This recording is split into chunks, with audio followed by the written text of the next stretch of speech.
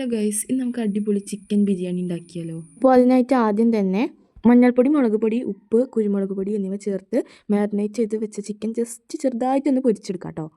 ശേഷം ഒരു കുക്കർ എടുത്ത് 2 സവാള അരിഞ്ഞത്, 3 തക്കാളി അരിഞ്ഞത്, വെളുത്തുള്ളി, ഇഞ്ചി, മുളക്, ചെറിയുള്ളി പേസ്റ്റ്, തൈര്, മഞ്ഞൾപ്പൊടി, മല്ലിപ്പൊടി, ലെമൺ ജ്യൂസ്, ഉപ്പ്, ബിരിയാണി മസാല, കുരുമുളക് പൊടി എന്നിവ ചേർത്ത് നന്നായി ഇളക്കി അടച്ചു വെക്കാവുന്നതാണ്. ഒരു വിസിൽ വന്നു കഴിഞ്ഞാൽ ഇത് വേറെ പാത്രത്തിലേക്ക് മാറ്റാം. എന്നിട്ട് അതേ കുക്കറിൽ തന്നെ 6 ഗ്ലാസ് വെള്ളം ഒഴിക്കാം.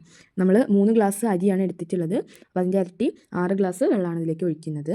അതിലേക്ക് പട്ട, ഗ്രാമ്പു, ഏലക്ക, നാരങ്ങനീര്, ഉപ്പ്, ബിരിയാണി മസാല, സൺഫ്ലവർ ഓയിൽ ചേർത്ത് അതിലേക്ക് അരി കൂടെ ഇട്ട് ഒരു വിസിൽ വന്നാൽ ഓഫാക്കാവുന്നതാണ്.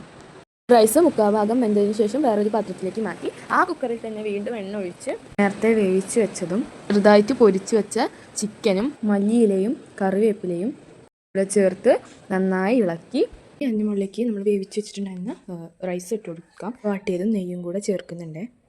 അപ്പോൾ ഇതൊന്നും എല്ലാവരും ഉണ്ടാക്കി നോക്കുക. ബൈ.